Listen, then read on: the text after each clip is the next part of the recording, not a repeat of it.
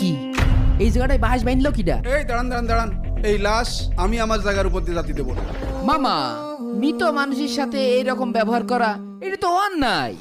এই সাত্তারের রাস্তা না দেওয়ার কারণে আমার মেয়ের বিয়ে ভেঙে গেছে, আমার মেয়ে আত্মহত্যা করেছে। সেই অন্যায়ের কাছে এই অন্যায় তো কিছু না। সেই দিন যদি ও রাস্তা দিত তাহলে আমার মেয়েটা আজ আত্মহত্যা করতো না, আর গ্রামের লোক আমার অপমান করতো না।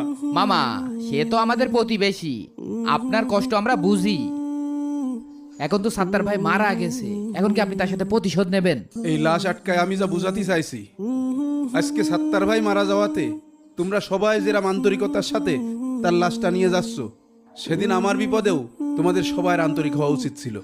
যাও, লাশটা নিয়ে যাও।